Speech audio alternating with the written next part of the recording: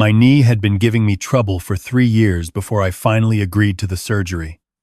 My wife used to say I was the most stubborn man she'd ever loved, and maybe she was right. But after she passed, I stopped seeing the point in taking care of myself the way I should. So when my orthopedic surgeon told me the replacement couldn't wait any longer, I nodded and signed the consent forms without arguing. The surgery went fine. Better than fine, actually. I was home in 2 days, propped up on the couch in the living room with a foam wedge under my leg and a view of the backyard where my wife used to grow tomatoes. My son came over the evening I got back. He stood in the doorway with a grocery bag in each hand, and I remember thinking he looked genuinely concerned. He asked if I needed anything, offered to stay a few nights, said he'd handle whatever I needed while I was off my feet. I told him I appreciated it. I told him I was fine. He said, "Dad, you're 68 years old and you just had major surgery. Let me help." So I let him help. That was my mistake. He started small. He offered to drive me to physical therapy twice a week. He picked up my prescriptions. He sat with me on the couch some evenings and we watched baseball together the way we used to when he was a kid. And I thought that maybe something good had come out of all this inconvenience. I thought maybe the surgery had given us something back. On the 9th day after I came home, he brought over a folder. He set it on the coffee table while I was still working on getting myself upright. And he said, "I've been thinking about your finances, Dad. With Mom gone and you laid up, it just makes sense to have someone who can act on your behalf if something comes up. It's just a precaution." I looked at the folder. "What is that?" "It's a power of attorney. Nothing permanent, just while you're recovering. So, if a bill needs to be paid, or the bank needs authorization for something, I don't have to bother you every 5 minutes." I was on pain medication that week. Not heavily, but enough. My concentration wasn't what it normally was. I'd spent 40 years as a civil engineer reading contracts and technical documents, and I know what a power of attorney is. But he was my son. He was sitting right there, and he had driven me to 3 physical therapy appointments, and I was tired. I signed it. I didn't read it carefully.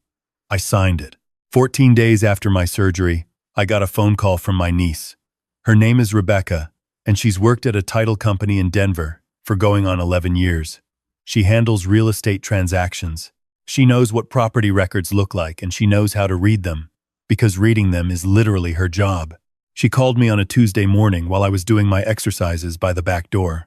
She said, "Uncle Harold, I need to ask you something, and I need you to stay calm." I stopped moving. "Rebecca, are you selling your house?" I didn't say anything for a moment. I thought I'd misheard her. "What?"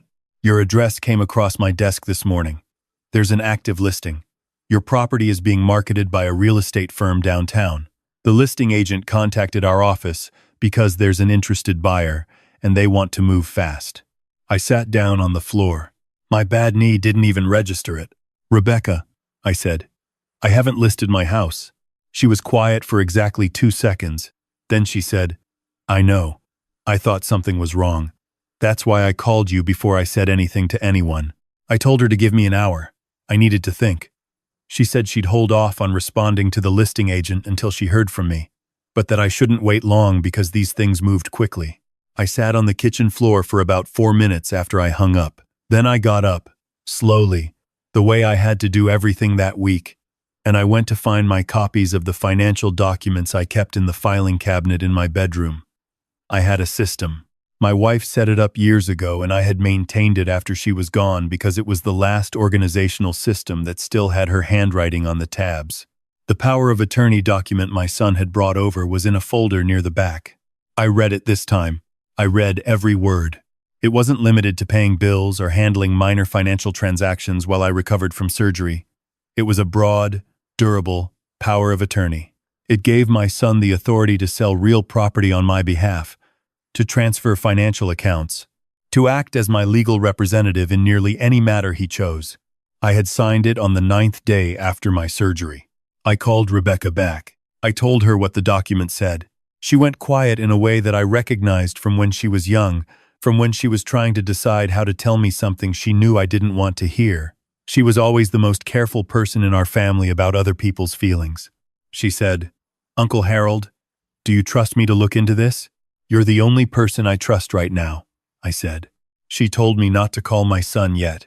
She told me not to do anything that would signal to him that I knew something was wrong. She said she would come to my house that evening, and we would go through everything together. She showed up at 6:30 with her laptop and a legal pad, and 2 cups of coffee from the place on the corner of my street. She sat at my dining room table and she worked with the kind of focused efficiency that reminded me of myself when I was still running job sites. She pulled up property records. She pulled up the listing. She called a contact at the county recorder's office, who owed her a favor. What she found took my breath away. The listing had been active for 6 days.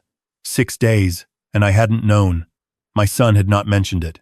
He had come over the previous Saturday, and we had watched the game, and he had asked me how my knee was feeling, and he had said nothing about the fact that he had contracted with a real estate firm to sell my home while I was still recovering from surgery inside it. The buyer was already lined up. The sale price was $420,000. My house was worth considerably more than that. The title was to transfer within 30 days. Rebecca kept going. She accessed my bank accounts. I had given her my login when she was helping me set up online banking 2 years ago, and she was still on the emergency access list, and she pulled up the transaction history for the past 2 weeks. There were transfers I didn't recognize. Not large ones, not at first. $60 here, $140 there. Then, on the day after I'd signed the power of attorney, a transfer of $3,000 to an account I didn't know. 4 days later, another one. $2,200, then $5,000. In 14 days, my son had moved just over $16,000 out of my checking and savings accounts into an account that, as far as Rebecca could tell from the routing information, was his own.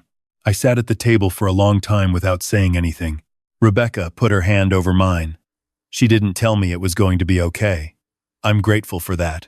I would have had a hard time believing it in that moment, and she knew me well enough to know that false comfort would have made it worse. Instead, she just sat with me for a few minutes while I adjusted to what I was looking at. Then she said, "What do you want to do?" I thought about my son standing in my doorway with grocery bags. I thought about the baseball games. I thought about the folder on the coffee table and my own signature at the bottom of a document I hadn't read carefully enough. I thought about my wife's handwriting on the filing cabinet tabs. I said, "I want to know everything first. Before I do anything, I want to understand exactly what he did and exactly what it means." Rebecca nodded. She said she had a friend from law school who handled elder financial abuse cases. She said she could call him in the morning. I said, "Do it." His name was James. He was a quiet man, methodical in the way that good attorneys usually are. And when Rebecca brought him to my house the following morning, and he sat across from me at the same dining room table, he listened to everything without interrupting. And then he asked me 3 questions. He wanted to know the date of my surgery, the date I signed the power of attorney, and whether I had been on prescription pain medication at the time of signing. I told him yes. I told him the specific medication and the dosage. He wrote it down. Then he said that a power of attorney signed under the influence of prescription medication by an elderly patient 9 days post-surgery was going to be very interesting to examine from an enforceability standpoint. He said the transfers would be equally interesting.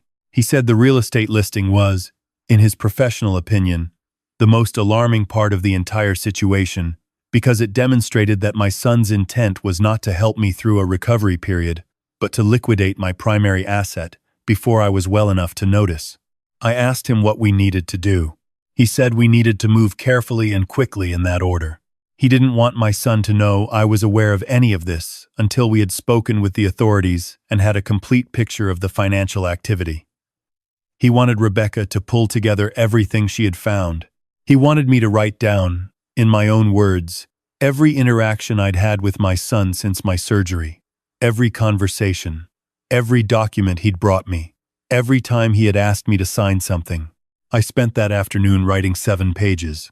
James contacted a detective he had worked with before. Her name was Okafor, and she came to my house 2 days later in plain clothes and sat at the dining room table that was becoming the center of a case I never thought I would be building against my own child. She listened to James. She reviewed Rebecca's documentation. She asked me several questions about my son's financial situation, whether I knew he had debts, whether he had ever borrowed money from me before, whether he had ever expressed opinions about what would happen to my assets after I was gone. I told her that 6 months ago, after a family dinner, he had asked me whether I had a will and whether I had thought about estate planning. At the time, I'd thought it was a reasonable question from an adult child who was thinking about the future. Detective Okafor wrote it down without changing her expression. She told me that what she was seeing was consistent with a pattern of elder financial exploitation. She said the power of attorney issue made it complicated from a prosecution standpoint, and that was why she wanted to work with James carefully before they made any moves. She said she needed 2 more days to run the account information through the appropriate channels. Those 2 days were the hardest of the whole thing. My son called me twice, once to ask how PT was going, once to suggest that he come over on the weekend and go through some paperwork. I answered both calls. I told him PT was going well. I told him the weekend sounded fine. I kept my voice even the way I used to keep it even on job sites when something had gone wrong and I needed to assess the damage before I could address it. My wife used to say I was unreadable when I needed to be. I had never been more grateful for that in my life. On the second day, Detective Okafor called James. The account my son had been transferring my money into was registered to a limited liability company with a name I'd never heard. The company had been formed 14 months ago. There was a second account connected to that company that showed a pattern of activity consistent with what she described as structured transactions, amounts kept just below reporting thresholds to avoid triggering automatic bank alerts. My son had not improvised this after my surgery.